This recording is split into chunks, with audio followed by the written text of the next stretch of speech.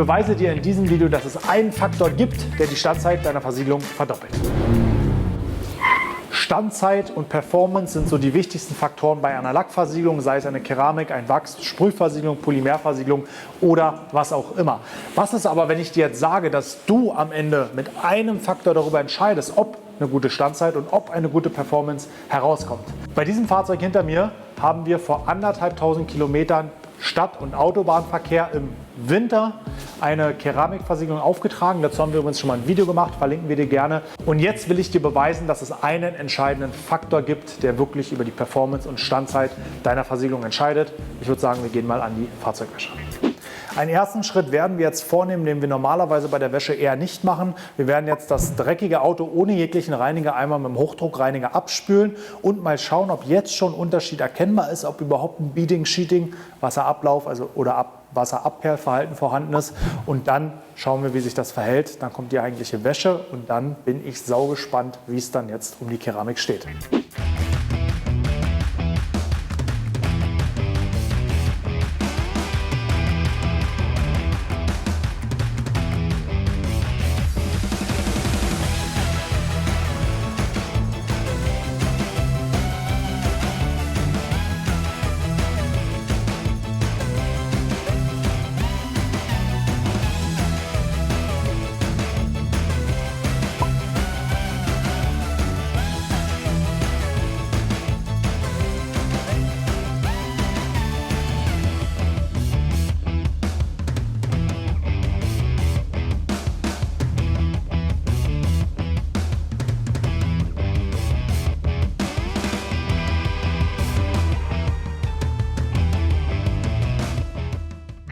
Und jetzt weißt du genau, warum ich immer sage, Vorwäsche, Vorwäsche, Vorwäsche. Der Unterschied ist so krass von dem reinen Hochdruckreiniger Schmutzlösevermögen auf der Haube. Es war ja der gleiche Schmutz wie auf dem Dach. Und hier auf dem Dach, wo wir mit Vorreiniger gearbeitet haben. Und es war nur Multistar, also kein aggressiver Vorreiniger, sondern wir waren da in einem pH-Bereich von um die 9 in dem Mischungsverhältnis wie verwendet. Und ihr seht es, also erstmal, die Keramik kommt schon wieder. Darauf will ich jetzt gar nicht hinaus. Aber vor allen Dingen der Schmutz ist halt weg. Ne? Und deswegen Vorwäsche, Vorwäsche, Vorwäsche. Weiter geht's.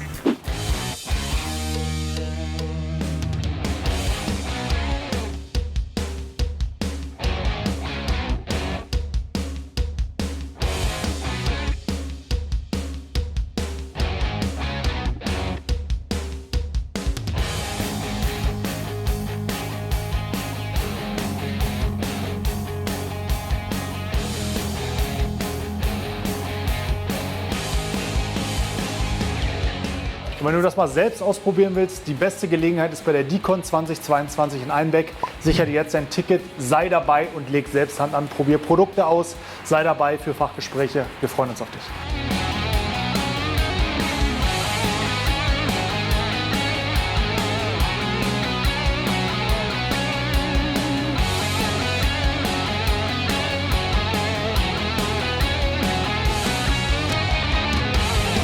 Ich habe gerade mal von FX Protect die Shaggy Minis ausprobiert. Das ist so ein Mini-Waschhandschuh, für die Felgen bestimmt auch gut.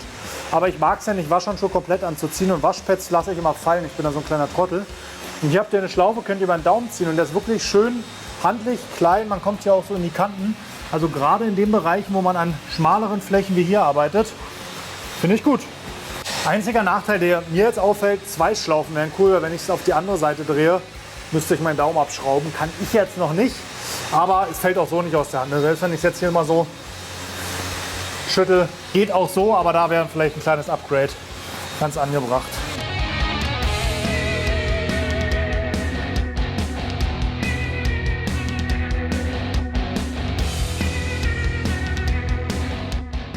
So, wir machen jetzt hier im unteren Bereich nochmal eine zweite Runde. Das Power Wash war für die Verschmutzung scheinbar einfach zu mild. Deswegen 1:10 Labo Cosmetica Purifica oder wie die Italiener sagen, Purifica. Woran liegt es eigentlich, dass wir untenrum stärkere Verschmutzung haben, gerade die Versiegelung zu setzen? Das liegt einfach daran, dass wir dort natürlich die größte Entwicklung von Bremsstaub haben, der durchs Bremsen auf den Lack geworfen wird und der landet normalerweise hauptsächlich untenrum. Außerdem spritzt von der Straße am meisten Wasser dort ran direkt und deswegen ist dort die stärkste Verschmutzung. Und deswegen hilft ein saures Shampoo, das zu lösen. Das Problem zu lösen und den Schmutz zu lösen. Doppellösung.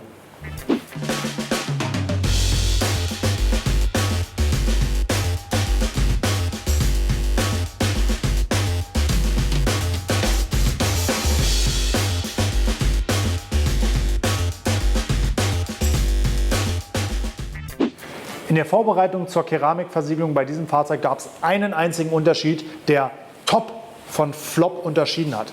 Und wenn du wissen willst, welcher Unterschied das war, dann guck dir auf jeden Fall nochmal das Video an, da sprechen wir ganz gezielt darüber. Jetzt würde ich sagen, du hast gesehen, was hier passiert ist, jetzt erzähle ich dir nochmal was dazu, mein Fazit. Das Fazit fällt sehr eindeutig aus und deswegen passt auch der Titel wie die Faust aufs Auge. Das ist der Grund, warum deine Versiegelung nicht hält, und der liegt darin, dass die Vorarbeit nicht entsprechend geleistet wurde. Wir haben schon beim ersten Abspülen gesehen, dass wir einen erkennbaren Unterschied gerade auf dem Dach und auf den Türen hatten. Nach dem Vorreiniger wurde der Unterschied größer und nach der sauren Wäsche, habe ich ja kurz erklärt, ergänzend zum leicht alkalischen Vorreiniger, die saure Wäsche, um die Keramik oder die versiegelte Oberfläche wieder zu reinigen. Sollte man übrigens nur bei Keramikversiegelung machen, kleine Klammeranmerkung sozusagen. Danach war es mehr als eindeutig. Also hier auf den Türen ist die Keramik nicht mehr sichtbar vorhanden. Auf dem Dach haben wir einen massiven Leistungseinbruch. Auf der Haube erkennen wir auch, dass die Perlen nicht mehr so schön rund sind. Aber der krasseste Unterschied ist zwischen der Tür, die versiegelt ist, und zwischen der nicht versiegelten Tür. Also von daher ganz klarer Appell, bitte achte bei einer Versiegelung auf die richtige Vorarbeit, egal ob es eine Polymer, eine sogenannte Nano-Versiegelung, eine Keramikversiegelung oder ein Wachs ist. Wenn du nicht mal schnell nur einen Sprühwachs oder eine Sprühversiegelung, Quick Detailer aufträgst, macht es wirklich Sinn, das Auto zu polieren, um die maximale Performance und maximale Haltbarkeit zu erreichen. Jetzt weißt du, was du unbedingt vermeiden solltest, wenn du Wert auf eine gute Performance bei der Versiegelung legst, und wie du dafür sorgen kannst, dass eben diese Performance und Haltbarkeit wirklich gewährleistet ist. Und auch hier ist es wie immer die Vorbereitung, die entscheidend ist. Ich danke dir fürs Zuschauen, abonniere die Glocke und drück den Kanal. Wir sehen uns beim nächsten Mal. Hau rein!